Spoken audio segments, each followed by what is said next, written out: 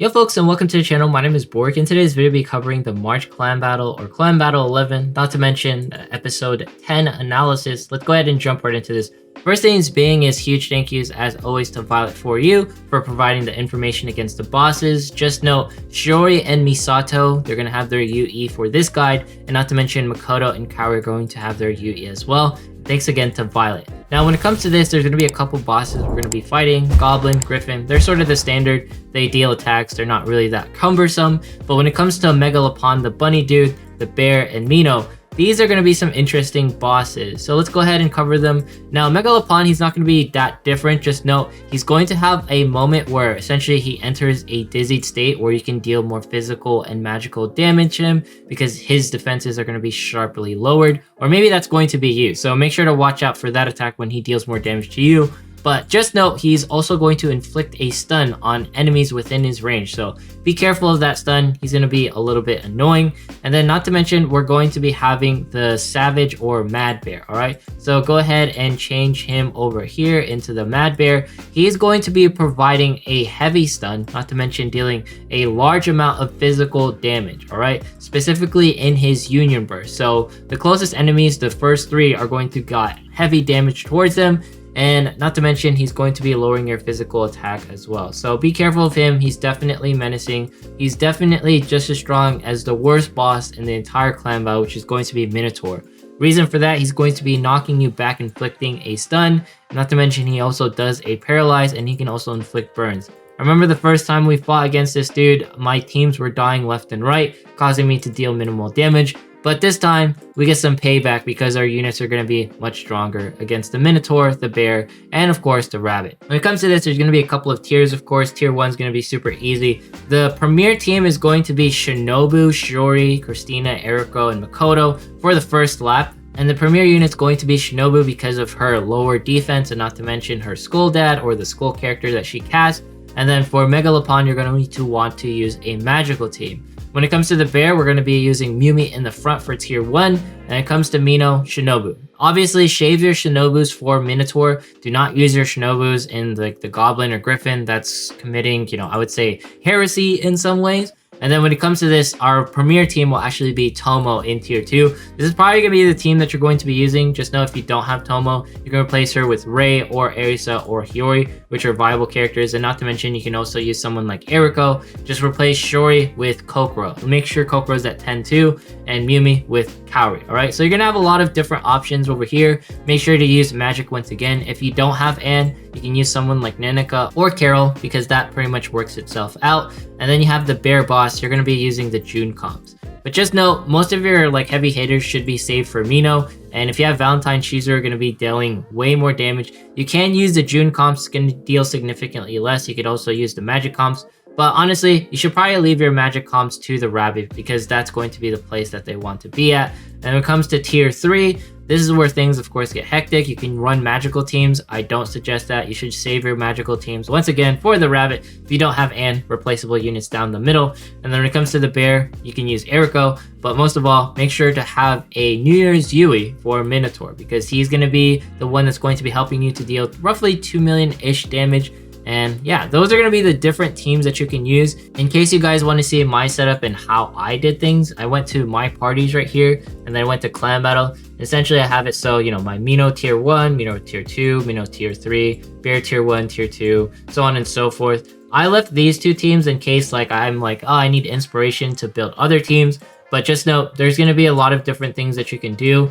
But this is going to be important, and obviously when I set all my different core CB supports, and core CB attackers, this really helped me out so that my CB teams, as you can see, I'm pretty prepped except for Shinobu because she's not very used often. If you don't use Shinobu this specific clan battle, it's going to be a little bit harder than usual. But yeah, that's going to be a lot of the different things coming to us. And in case you're wondering, you can always go to Ken of NZ so you can check when Clan Battle is going to be appearing. As the recording is going to be in 18 hours or less than 24 hours, but we still have the Twin Flower Ashram event currently occurring.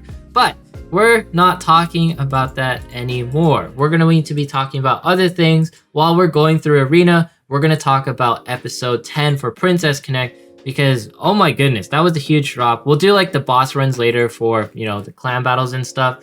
But man, Oh man, episode 10 was a doozy. Why is that? Well, our favorite waifu, Peko, has finally established herself as the person who will protect us against this person. Oh my goodness, Kaiser was absolutely menacing. The shots that they had her in. And who is Peko protecting? Of course, our lovely waifu Keru in her adult form right here, because, you know, Peko has to prevent this thing from doing whatever she wants to our lovely waifu, right? But honestly, episode 10 was like one of those things where I was like, oh my goodness, I can't believe we're finally getting to this point where it's actual plot, you know? Because every single character that we've met along the Princess Connect Season 2, Princess Connect Season 1, you know, they've been introduced and they're going to be fighting this gigantic fight with hopefully Peko. I'm gonna see a lot of like probably battle sequences for this upcoming, you know, episode 11, and it was very apparent Labritha's powers were everywhere. Not to mention there were so many hidden MVPs, you know, with Tamaki, you know, assisting with who is it? Kasumi and Uni working together so that they could do the things where they can expose Kaiser. And then obviously Kasumi and Uni working together, putting their big brains, made it so that we can essentially fight, you know, the big bad that is going to be Kaiser. Oh my goodness, these faces are going to be nightmare fuel and you're going to see them, but we have to protect Keru at all causes, all right? She is the number one waifu that we must protect right now. We don't do that well in Arena, but we're talking about the latest episode for Princess Connect, so all things are good.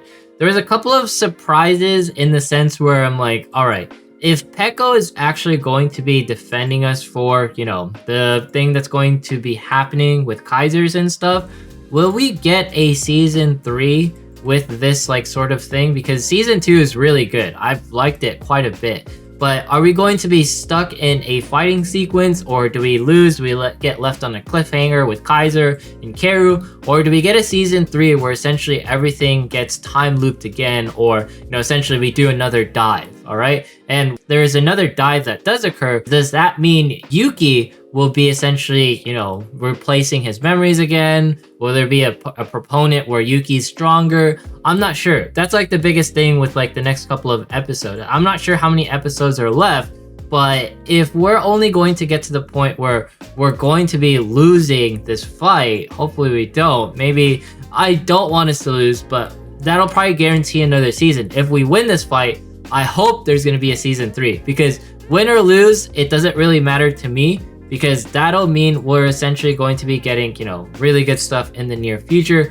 By the way, we won that little Priconne fight right there, or the princess fight, the team fight, whatever you guys want to call it. But that's like the biggest thing that hangs in the balance of Princess Connect. Is like, if we win the fight, do we get a season 3? If we lose the fight, we're definitely getting a season 3. So in some ways, I don't want us to lose to Kaiser, but I want another season. And most of all, though, I do want Peko and Keru to, you know, be wonderful together and, you know, save everyone and make the kingdom all happy. And not to mention, you know, the boys, you know, the Ludi boys, Charlie, he was like an actual savior with the other dude, you know, saving the, what is it, the little lyrical people. That was really cute within the episode. Honestly, episode 10 was an absolute delight. I can't wait to see what happens to Kaiser and how the story develops with Peko and, you know, Keru, and, you know, I'm switching between them, but you get what I mean. Peko's this one. But most of all, I'm just really looking forward to what is going to be the different characters and how everyone's going to interact with Kaiser and how they're going to do the battles. And most of all, what's going to be happening to best waifus such as Christina and June and the next sequences, because they were captured, not to mention Labritha and Nenika. We won this Princess Arena fight, so that was really cool. But honestly, things are heating up in the world of Princess Connect in the anime. Like, I have no idea what to do with myself, but hopefully we get a season 3. Above all else, win or lose, that would be like the biggest thing that could possibly happen, because they're doing well in the JP fronts for revenue, and same with our EN compadres. We are doing pretty well in revenues. But yeah, those are going to be like the clan battle things. You know, make sure to set up your parties. That way you don't have to overthink things. And as always, huge thank yous again to, you know, Crunchyroll, of course, but Violet for You for putting this together. You know, all the different units in the respective CB areas, and you can always reference, you know, older CBs in case you want some inspiration for prior teams. this is most of all like just really helpful. And honestly, this stuff like Buy It For You, that what he's creating or she, this really runs the community. So thank you as always to them. But anyways, if you made it this far in today's video, consider subscribing, dropping a like, leaving a comment, follow me on Twitch, follow me on Twitter. Once we hit 30,000 subs, we're doing a giveaway. Good luck on the clan battles. This is going to be a heavy one. And don't forget to upgrade all of your furnitures within like the clubhouse and stuff, because, you know, this is kind of annoying to upgrade because it goes to level 13 now. But yeah, thanks so much. Have yourself a fantastic day and see you guys in the next one.